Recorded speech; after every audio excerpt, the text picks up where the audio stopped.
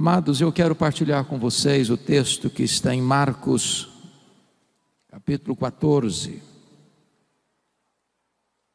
Marcos, capítulo 14, versos de 1 a 9.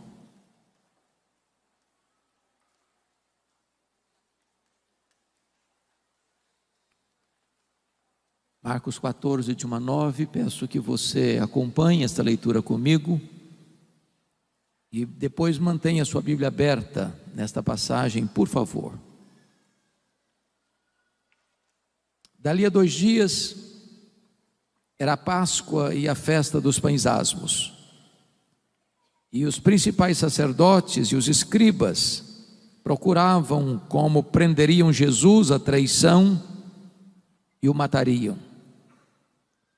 Pois diziam, não durante a festa, para que não haja tumulto entre o povo.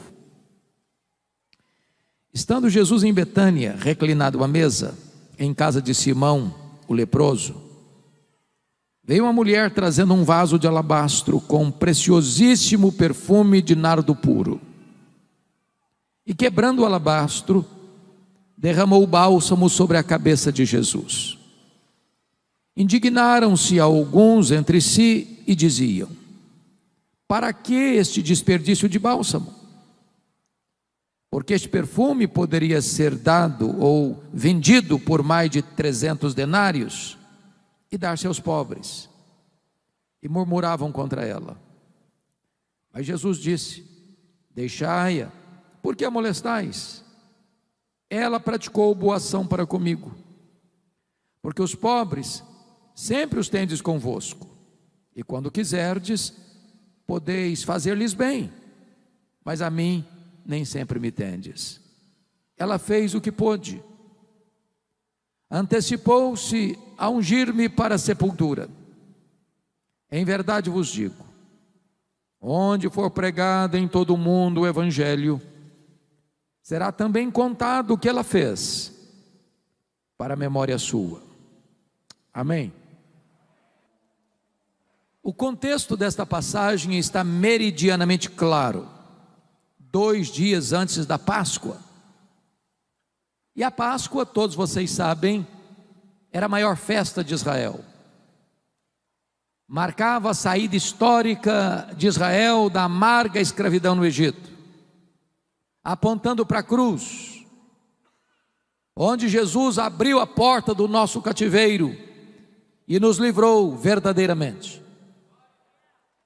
A Páscoa era a alegria dos judeus e o terror dos romanos.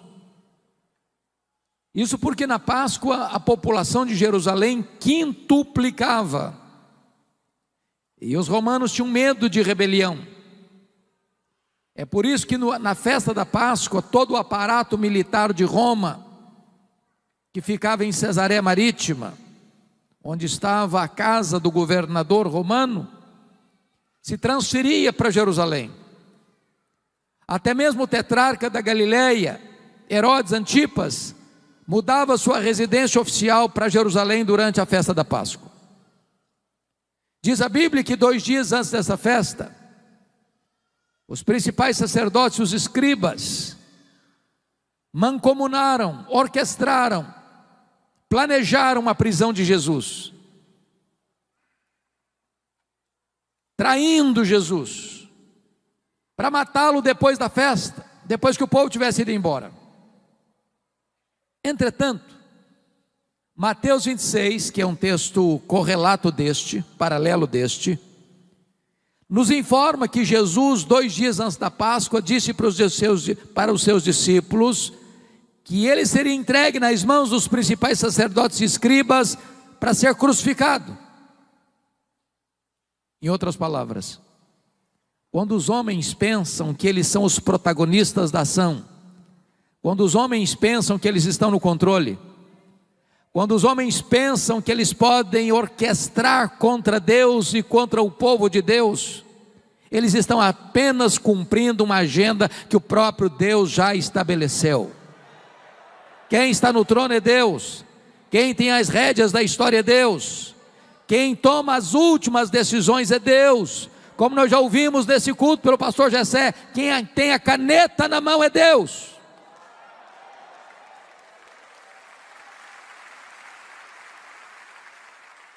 É curioso que 10 quilômetros dali, onde as autoridades judaicas orquestravam a prisão e a morte de Jesus, na aldeia de Betânia, tem uma família preparando uma festa para Jesus. Jesus ainda hoje desperta sentimentos tão diferentes. Ele é amado por uns e odiado por outros. Ele é adorado por uns e rechaçado por outros. Vale destacar que este jantar ou esta festa que foi preparada para Jesus em Betânia acontece na casa de um homem cujo nome é Simão. A Bíblia não fala do sobrenome do Simão, mas adjetiva o Simão.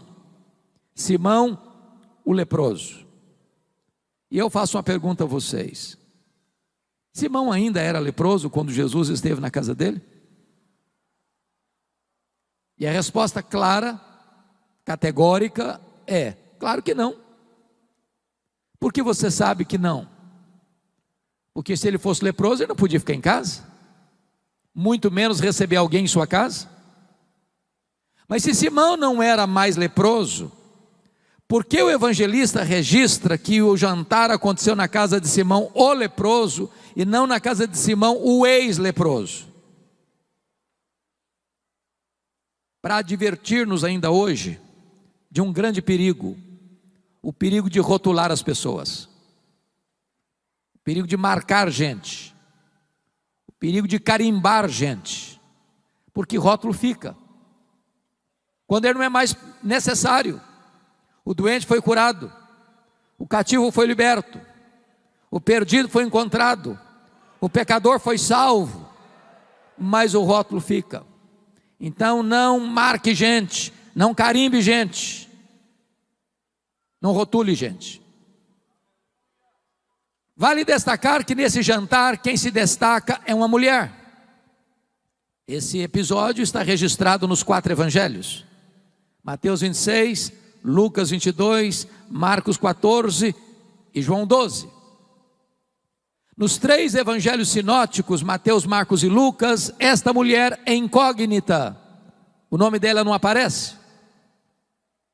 Mas no relato de João, essa mulher tem nome, é Maria, irmã de Marta e de Lázaro. E é curioso que Maria só aparece 3 vezes nos evangelhos. A primeira vez, em Lucas 10, ela está aos pés de Jesus para aprender. Eu posso lhe dizer que a academia mais importante do mundo é assentarmos-nos aos pés de Jesus. É a melhor escola do mundo. É ali que você bebe direto da fonte. E toda vez que você abre a sua Bíblia e lê sua Bíblia, e toda vez que você escuta alguém pregando a palavra de Deus, a verdade de Deus, você está sentado aos pés de Jesus. Ele é o mestre, nós somos os aprendizes. A segunda vez que Maria aparece nos evangelhos, em João 11, e mais uma vez ela está aos pés de Jesus, agora para chorar. Seu irmão Lázaro havia sido sepultado já há 4 dias. E eu posso lhes garantir que o lugar mais importante para você e eu estarmos nas horas amargas da vida, do choro, da dor, do luto, é aos pés de Jesus. Ali estão a fonte de consolo. É aos pés de Jesus que as nossas feridas são tratadas. É aos pés de Jesus que as nossas lágrimas são enxugadas. É aos pés de Jesus que nós encontramos conforto para a nossa alma abatida. Mas a terceira vez que essa mulher aparece na Bíblia é nesse texto. E mais uma vez ela está aos pés de Jesus, agora para agradecer. E você pergunta, mas agradecer o quê? E a resposta é: agradecer o maior milagre público de Jesus, a ressurreição do seu irmão, a ressurreição de Lázaro. E diz a Bíblia que Jesus está à mesa, Lázaro recém-ressuscitado, estava com ele à mesa. Marta, como era seu perfil, estava servindo naquele jantar. E diz a Bíblia que Maria pega um vaso de alabastro. Alabastro é uma pedra rosa, muito bonita, uma pedra ornamental. E diz a Bíblia em Mateus que esse vaso estava cheio de um perfume preciosíssimo. Diz Marcos que este perfume preciosíssimo foi feito de uma essência chamada nardo, e a essência não era híbrida, era nardo puro. Diz João que dentro desse vaso de alabastro tem 1 libra de perfume. Libra não é uma medida muito conhecida nossa, mas 1 litro tem 2,2 libras. Em outras palavras, dentro desse vaso de pedra, de alabastro, tem em torno de praticamente meio litro de perfume.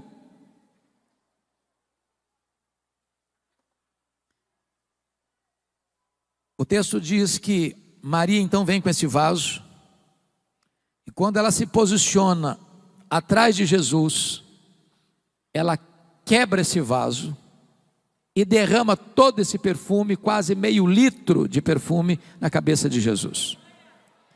Esse perfume escorre pelo corpo de Jesus, como que antecipando ou preparando para a sepultura. Esse perfume chega aos pés de Jesus, e diz João 12 que ela enxuga os pés de Jesus com seus cabelos. Toda a casa se enche com esse perfume. E então os discípulos, capitaneados por Judas Iscariotes, ficam irados contra Maria e dizem: isso é um desperdício. Esse perfume poderia ser vendido e dar-se aos pobres. E murmuraram contra ela, molestaram-na. Mas Jesus saiu em defesa de Maria e disse: deixai-a, ela praticou boa ação para comigo. Os pobres sempre os tendes convosco, a mim nem sempre me tendes. Ela fez o que pôde. Ela antecipou-se a ungir-me para a sepultura.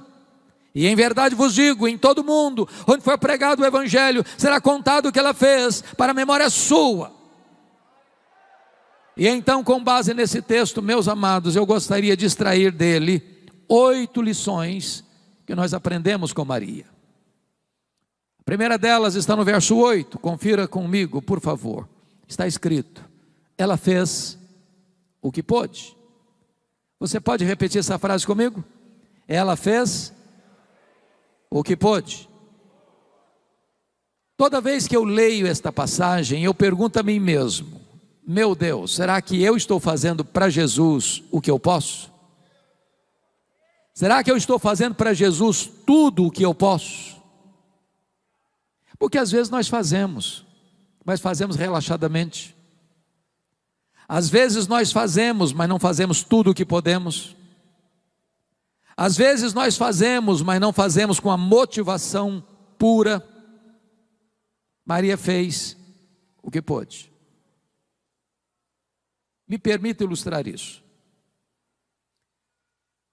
Em 1723, surge na Alemanha, pela liderança de Ludwig van Zinzendorf, um movimento de oração, que durou 100 anos ininterruptamente, desencadeando na Alemanha um movimento de oração, de reavivamento e de despertamento missionário.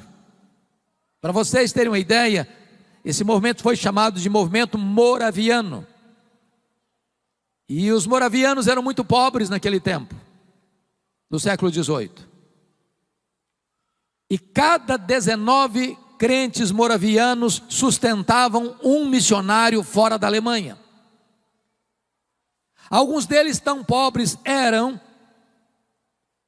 que não podiam dar nenhum valor, nenhum dinheiro, nenhuma oferta para a sustentação da obra missionária. Então, eles se vendiam como escravos para comprar a passagem de ida para os povos mais distantes do mundo, para ficarem ali o resto da vida como missionários, para levar aqueles povos à esperança do evangelho. Quando eu escuto uma história dessa, eu me pergunto: meu Deus, e eu? Estou fazendo o que eu posso para Jesus? Estou fazendo tudo o que eu posso para Jesus? Maria fez o que pôde. E você? Está fazendo tudo o que você pode para Jesus? A segunda lição que eu aprendo com Maria está no versículo 3. Ela não só fez o que pôde, ela fez o seu melhor. Vamos entender algo importante aqui, irmãos. Esse perfume preciosíssimo não era encontrado numa loja de perfumaria naquela época. Até porque esta essência, nardo, não se produzia em Israel. Esta essência só era encontrada na cordilheira do Himalaia, de um arbusto seco, moído e transportado em lombos de camelos. Esse perfume era caríssimo e era raríssimo. Porque notem que ele foi avaliado, e o tesoureiro Judas Iscariotes, que entendia de dinheiro, lá em João 12 diz que foi ele quem avaliou esse valor. É só parar para pensar comigo agora. Em mais de 300 denários. Um denário era o salário de um trabalhador durante o dia. Ora, se ele foi avaliado em mais de 300 denários e tinha dentro daquele vaso menos de meio litro, menos de meio quilo, significa que cada grama desse perfume custava um denário. É a mesma coisa de você trabalhar um dia inteiro e no final do dia você ir lá comprar uma gota de perfume, 1 grama de perfume. Agora, me permita outra pergunta. Eu sei que todos nós gostamos de um bom perfume. Às vezes fazemos uma aventura de comprar um perfume caro. Quando você tem um bom perfume, eu pergunto a você, como é que você usa? É apenas um pouquinho, na ponta da orelha, num dia especial. E você diz assim, esse perfume tem que durar pelo menos 1 ano. Agora notem que Maria não chega e abre o vaso. Ela chega e quebra o vaso. E por que que ela quebra o vaso? Porque ela está dizendo, eu não quero que sobre nem uma gota. Tudo que eu tenho e o melhor que eu tenho, eu quero colocar a serviço de Jesus. Ela fez o seu melhor.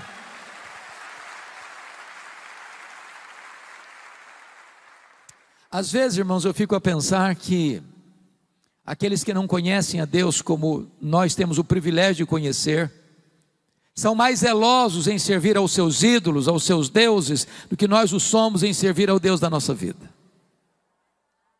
Pastor Jessé, há uns 3, 4 anos eu estava pregando em Portugal e fui visitar uma cidade perto de Coimbra. E na medida que viajávamos, eu vi caravanas a pé, caminhando pelo asfalto. E eu perguntei, mas o que que essas pessoas estão fazendo? Onde elas estão indo? Me responderam assim, elas estão indo a Fátima, pagar promessas. E eu perguntei, mas a que distância elas estão andando a pé? Me responderam, a mais de 300 quilômetros. Aí eu fiquei pensando nos nossos crentes. Às vezes moram no bairro da igreja, na cidade onde está a igreja, tem ônibus, alguns lugares tem metrô, em outros tem Uber, tem táxi. Se tiver chovendo, eu não vou porque está chovendo. Se tiver muito calor, eu prefiro ir para a praia. Se vai ter o jogo dos 2 times que eu mais gosto, eu dou um jeito de dar um ninjazinho e ir lá assistir. E a gente arranja desculpa. E às vezes aqueles que não conhecem a Deus e não servem a Deus como nós, são mais zelosos em servir aos seus deuses, que nós o somos em servir ao Deus da nossa vida. Pois Maria fez o seu melhor. Você tem feito o seu melhor para Jesus? Mas em terceiro lugar, Maria não só fez o que pôde, não só fez o seu melhor, mas ela fez também sacrificialmente. Se você olhar de novo o verso 3, há um fato aí, irmãos, que é incompreensível para nós na cultura brasileira. Nenhuma pessoa em sã consciência aqui no Brasil trabalha um ano inteiro para comprar um frasco de perfume. Ninguém faz isso. Pois dentro daquele pequeno vaso de pedra de alabastro, com menos de meio litro de perfume, tinha ali um ano de serviço. Na cultura brasileira isso não faz o mínimo sentido.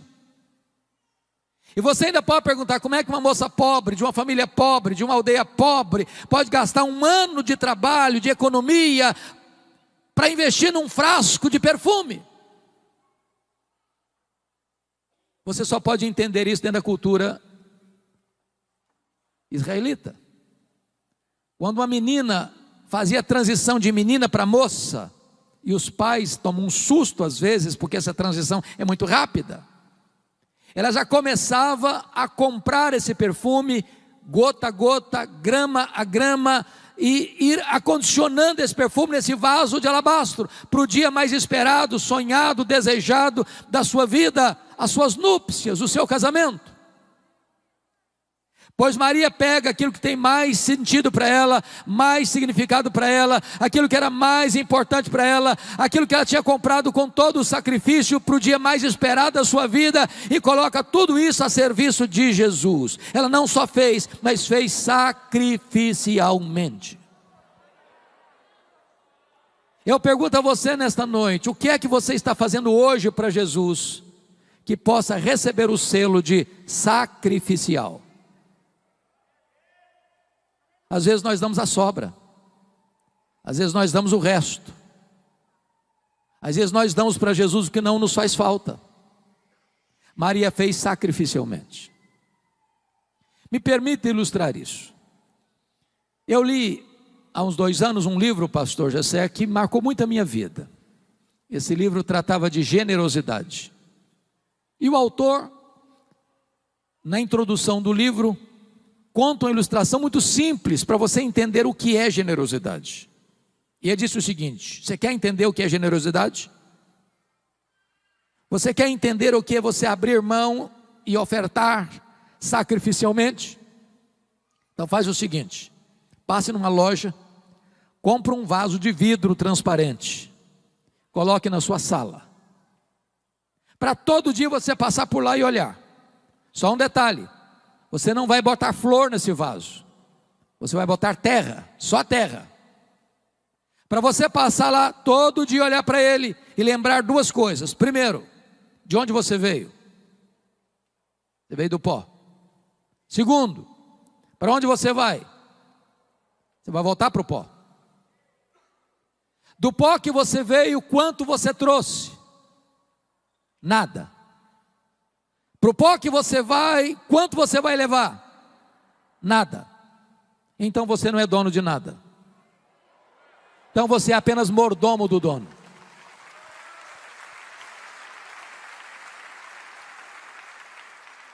A Bíblia diz que o dono é generoso. E a Bíblia diz que você e eu somos mordomo do dono, e o que se requer do mordomo é que ele seja encontrado fiel. E a única maneira de você ser fiel com o que é do dono é sendo generoso com o que é do dono, porque o dono é generoso. O grande problema que você e eu temos para sermos generosos é a síndrome de dono. Se é meu, é para mim. No momento que você entender que você é um mordomo e você administra o que é de Deus, você não tem mais dificuldade de ser generoso com o que é do dono, porque o dono é generoso. O que você já fez hoje, até hoje, para Jesus, que você possa dizer assim: essa oferta foi uma oferta sacrificial? Me permita contar uma história que aconteceu aqui na Paraíba, na cidade de Itaporanga. A Igreja Batista Missionária estava passando um momento muito difícil em virtude da seca, e o pastor da igreja tinha um programa na rádio que alcançava 40 mil pessoas no entorno da cidade de Itaporanga. Mas a situação financeira estava muito difícil, e o pastor não estava conseguindo pagar o programa, estava 3 meses inadimplente. Então ele recebeu um ultimato da editora dizendo o seguinte: ou o senhor paga o programa, ou nós vamos ter que tirar o programa do ar. Então o pastor chegou na igreja no domingo à noite, e fez um desafio para os crentes: meus irmãos, o programa não pode sair do ar. Tem 40 mil pessoas que ouvem essa mensagem e nós não podemos tirar o programa do ar. Então eu quero conclamar vocês, a todos nós, fazermos uma oferta sacrificial para o programa não sair do ar. Estava lá na igreja um casal, membros da igreja, o senhor Tota e a dona Lourdes. Eles eram meeiros. Essa palavra meeiro não é uma palavra muito comum aqui na cidade, mas meeiro é o cidadão que trabalha na propriedade de uma pessoa, planta, colhe, e na hora que ele colhe, metade vai ser para o dono da propriedade e ele fica só com a metade. Então o senhor Tota e a dona Lourdes moravam a 6 quilômetros da cidade, iam a pé.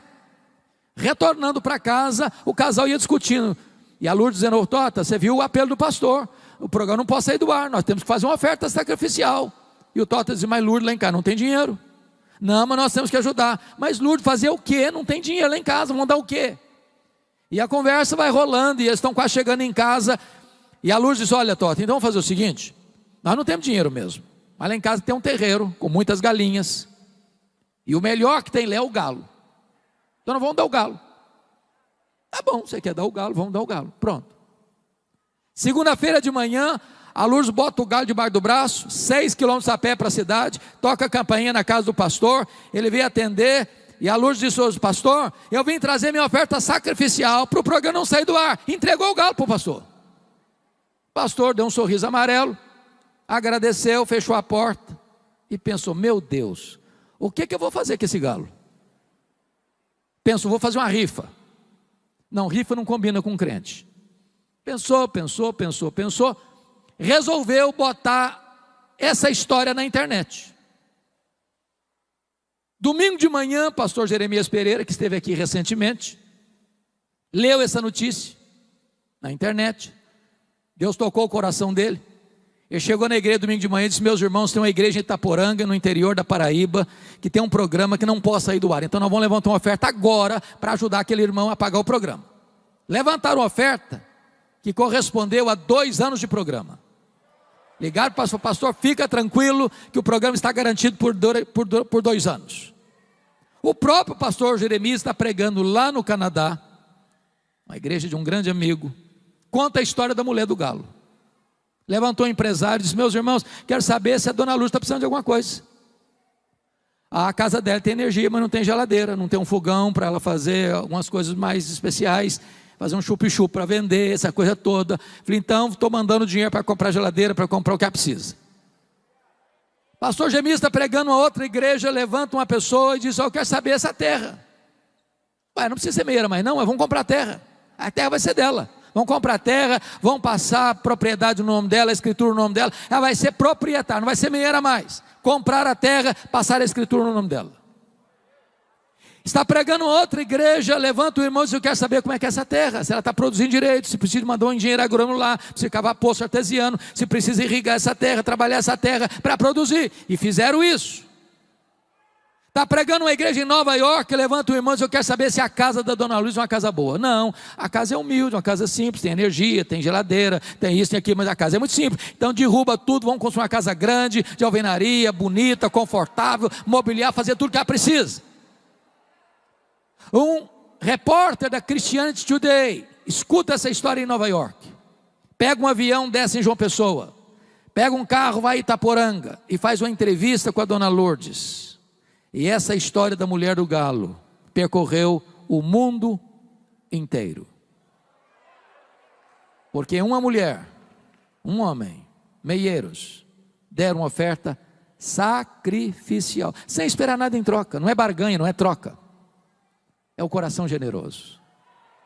Maria fez sacrificialmente.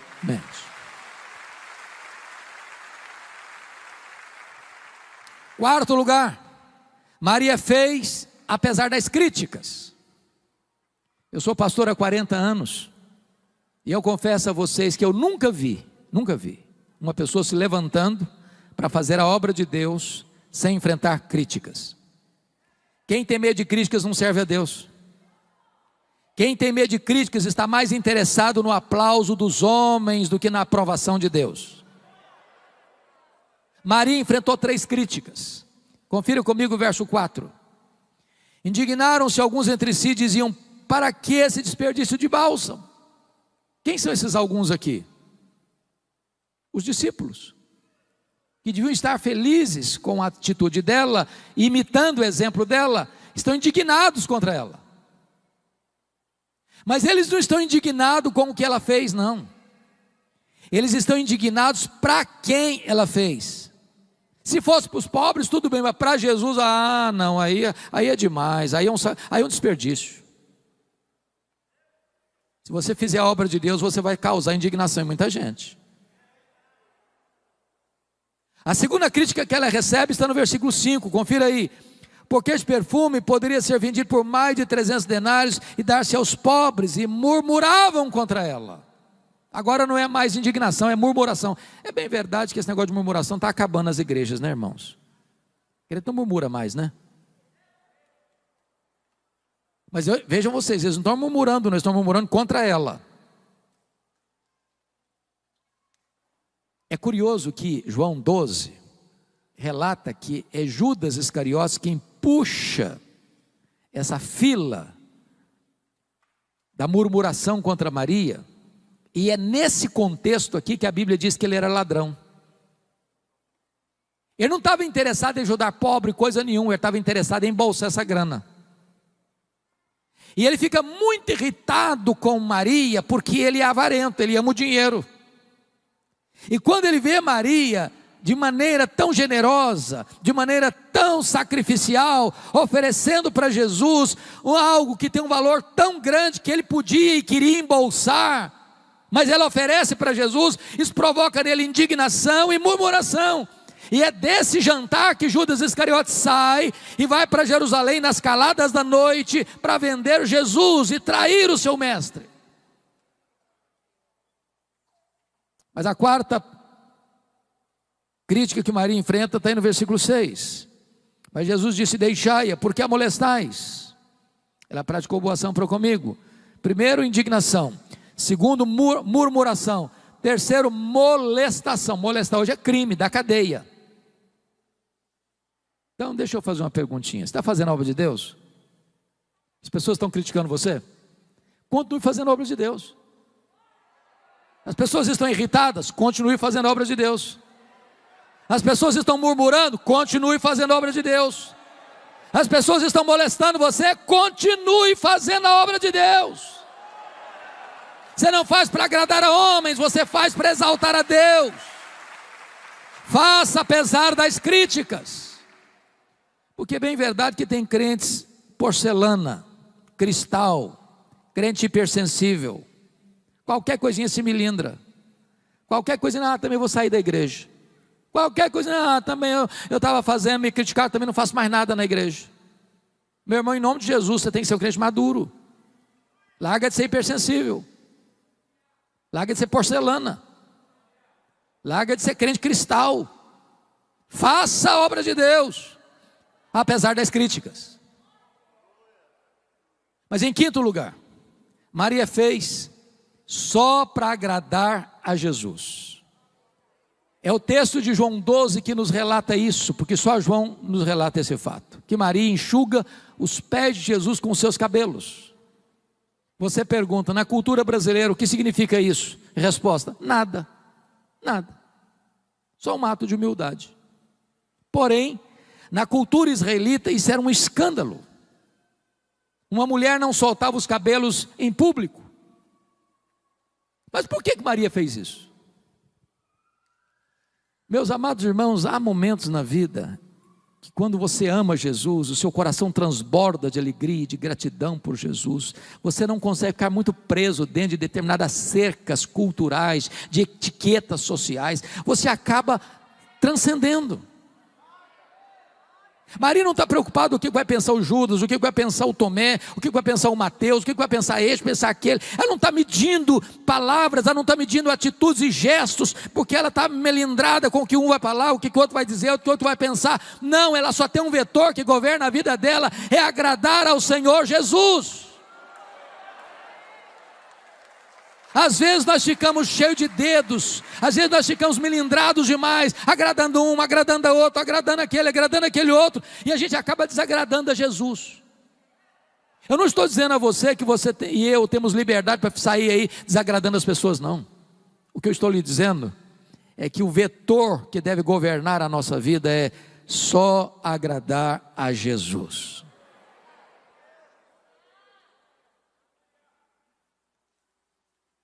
Sexto lugar, Maria fez a pessoa certa. Confira comigo os versos 6 e 7. Versículo 6, parte B, diz: ela praticou boa ação para comigo, porque os pobres sempre os tendes convosco. Quando quiseres, podeis fazer-lhes bem, mas a mim nem sempre me tendes. Será que Jesus está dizendo que os pobres não são importantes, que eles não merecem prioridade, que a causa deles não merece urgência? É claro que não. Não é isso que Jesus está dizendo? Aliás, lá em Mateus 25, 31 a 46, há uma cena do juízo final, onde o único pecado elencado lá é o pecado de omissão em relação basicamente aos pobres. Estive com fome e não me deste comer, estive com sede e não me deste beber, estive doente e não fostes ver-me, estive forasteiro e não me abrigaste, estive preso e não me visitaste. E Jesus, as pessoas vão perguntar: mas quando te vimos nessa circunstância? Jesus diz: todas as vezes que deixaste de fazer a um desses pequeninos, a mim o deixaste de fazer. Agora preste bem atenção, ninguém vai para o céu porque ajuda os pobres. Ajudar os pobres não é a causa da salvação. Você não ajuda os pobres para ser salvo, você ajuda os pobres porque foi salvo pela graça. Ajudar os pobres não é a causa da salvação, é a evidência da salvação pela graça. O que move você na direção do próximo, para socorrer o próximo, é Jesus. Se você fizer o bem ao próximo, ou ajudar o próximo, ou cuidar dos pobres para ser salvo, você está afrontando a graça de Deus, você está afrontando a cruz de Cristo. Então Maria fez a pessoa certa. Por não ter entendido essa verdade, surge aqui na América Latina, na década de 60, uma falsa teologia chamada de teologia da libertação, que não é nem teologia, nem libertação. Aníbal Pereira Reis disse que os teólogos da libertação são teologastros liberticidas. Não, ajudar os pobres não é um caminho para o céu.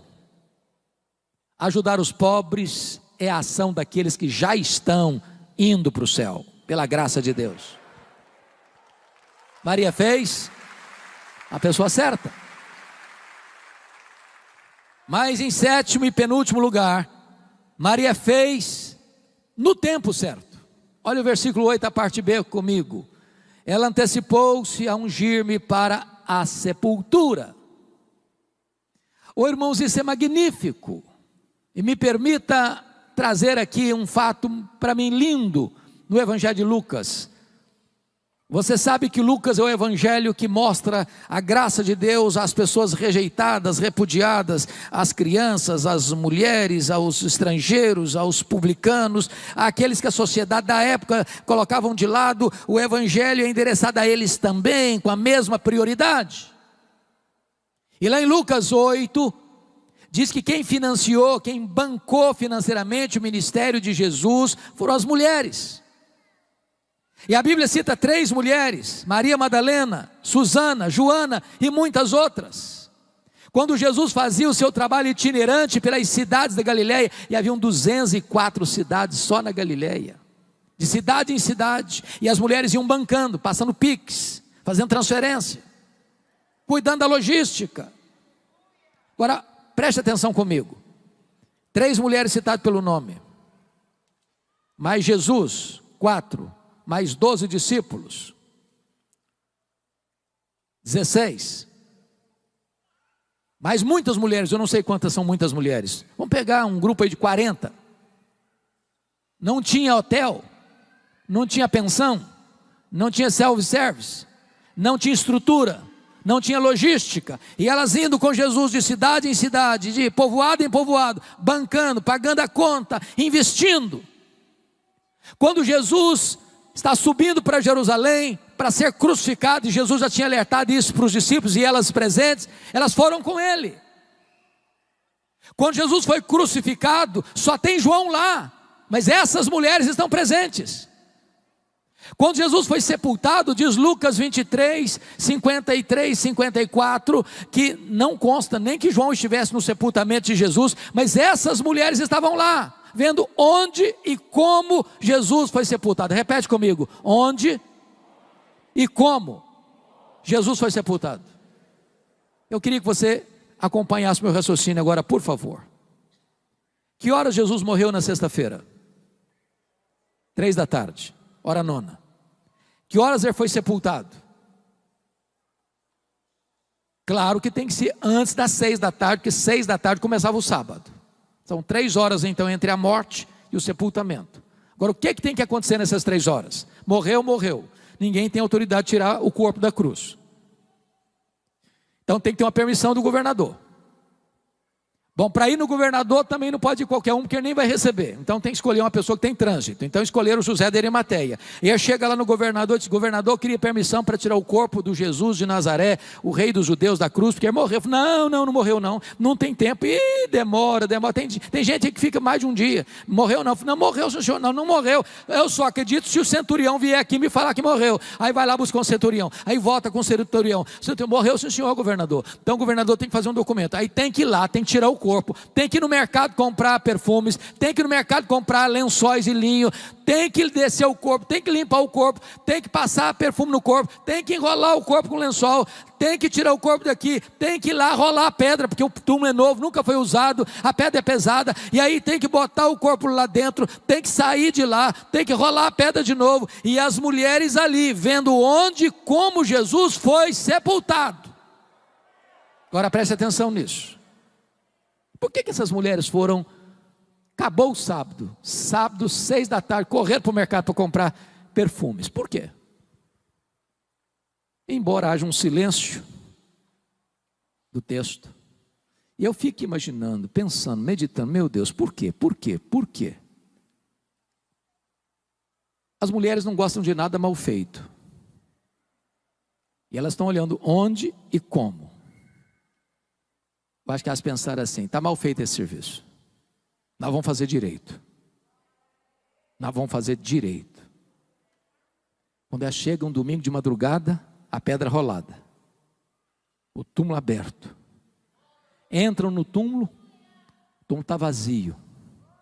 Elas saem do túmulo, um anjo diz para elas assim: o que vocês vieram fazer aqui? Procurar entre os mortos aquele que está vivo. Ele não está mais aqui não, ele ressuscitou.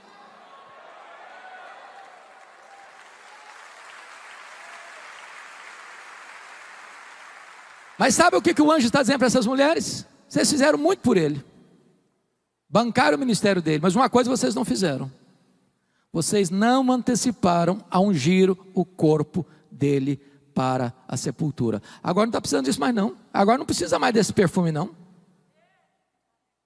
Qual a lição que eu aprendo aqui? Tem coisas na vida que ou você faz agora, ou você faz hoje, ou você nunca mais vai ter chance de fazer. Faça no tempo certo. Aquela conversa, aquele encontro, aquele acerto, aquele conserto, aquela decisão, aquela reconciliação, aquela restauração, aquele socorro que você vai enfiar a mão no bolso e ajudar a pessoa que está precisando de ajuda. Faça hoje, para você não chorar a dor do remorso amanhã. Há uma coisa que me choca muito, pastor Gessé, na cultura brasileira: são os nossos funerais. Eu nunca vi ninguém receber tanto elogio quanto os defuntos. Nunca vi. É uma rasgação de seda em cima do caixão que não tem mais jeito. A grande pergunta é: será que aquela pessoa escutou algum desses elogios? Porque depois que morre não fica mais consolado em receber elogio não. E tem gente tão espiritual que você fica até meio chocado. Não, pastor, esse negócio de elogiar é um perigo, porque vai levar a pessoa a ficar vaidosa. Meu amado irmão, o que a Bíblia proíbe é a hipocrisia. A palavra boa, na hora certa, com a motivação certa, é um bálsamo no coração. Então não espere a pessoa morrer para elogiar não.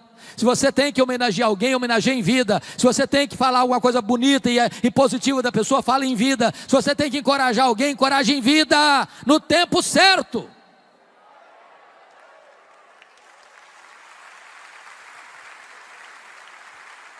Mas a outra coisa que me choca na cultura brasileira, irmãos, é que defunto recebe mais flores do que gente viva.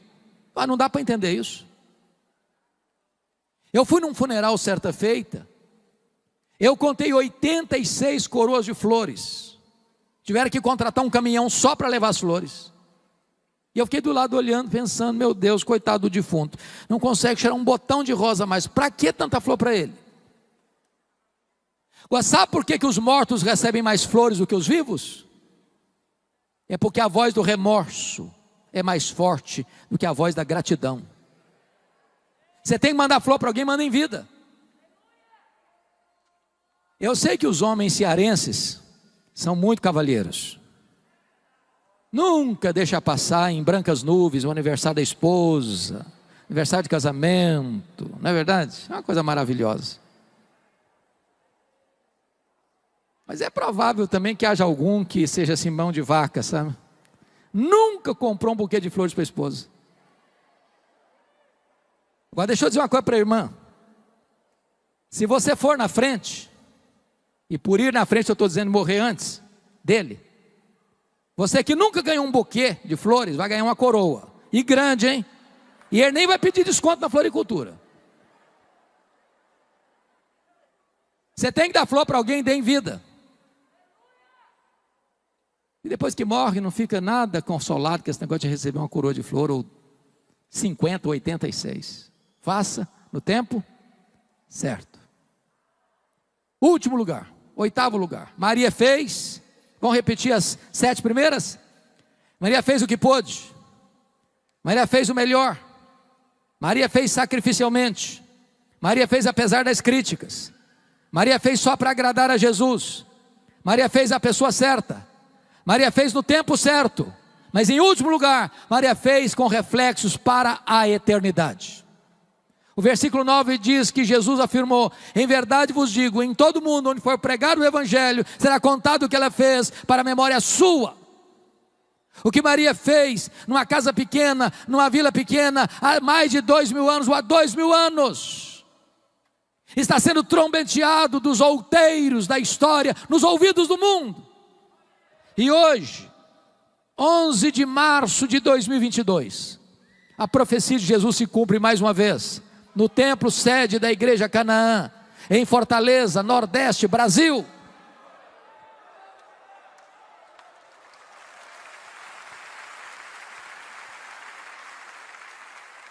A grande pergunta nesta noite é esta: o que é que você está fazendo que vai impactar as futuras gerações?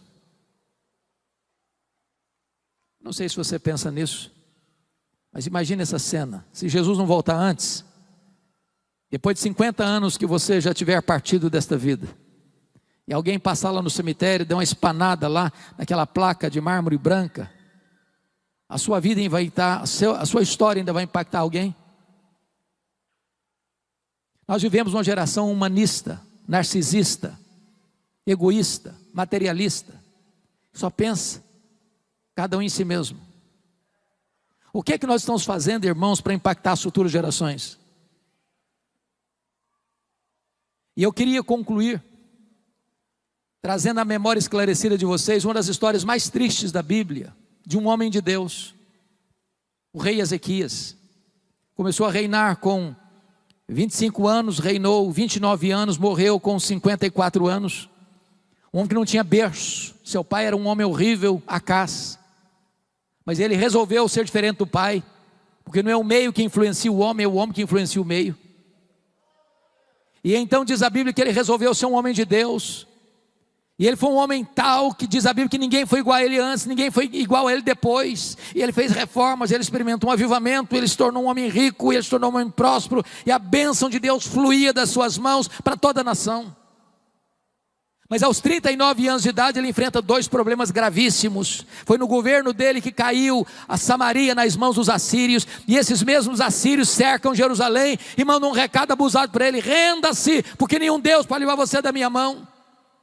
Se não bastasse esse cerco militar, ele fica doente, e o profeta Isaías vai na casa dele e diz: põe em ordem a tua casa, porque morrerás e não viverás.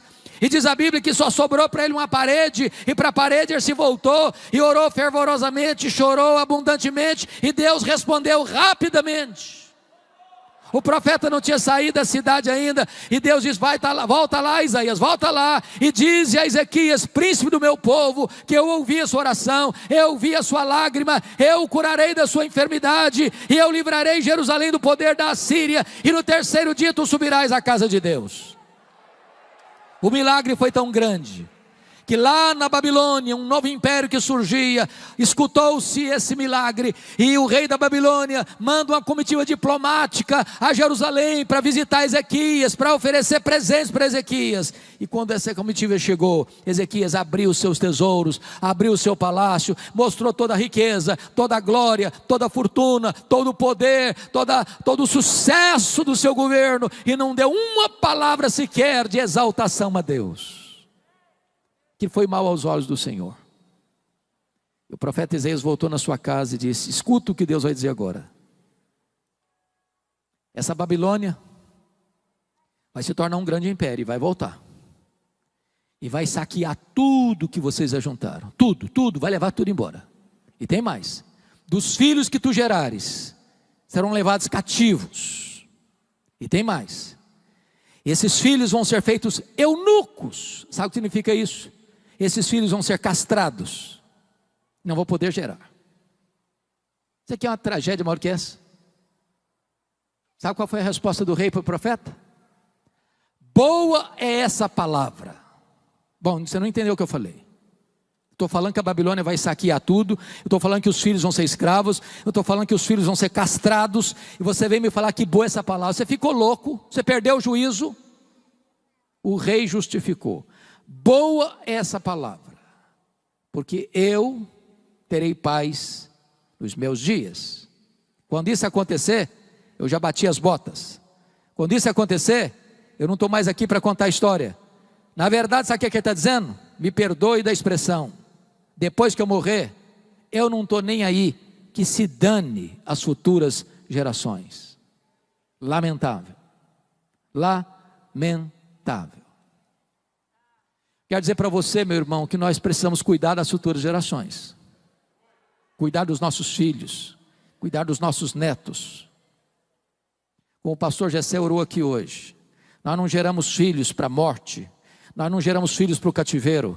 Os nossos filhos são herança de Deus, nossos filhos são filhos da promessa, e nós não vamos abrir mão deles, e nós vamos lutar por eles, e nós vamos orar por eles, e nós vamos jejuar por eles, e nós vamos chorar por eles, e nós vamos clamar aos céus por eles, para que eles sejam cheios do Espírito Santo, para que a igreja que está vindo por aí seja mais forte do que esta, para que a igreja dos nossos filhos e dos nossos netos seja uma igreja mais comprometida com a palavra de Deus, porque hoje nós estamos vivendo também para influenciar as futuras gerações.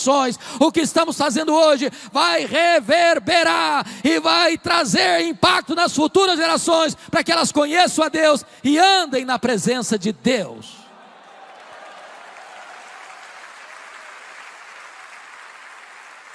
Que Deus nos ajude, irmãos, a viver como Maria viveu, aos pés de Jesus para aprender, aos pés de Jesus para chorar, aos pés de Jesus para agradecer. Que Deus nos abençoe. Amém.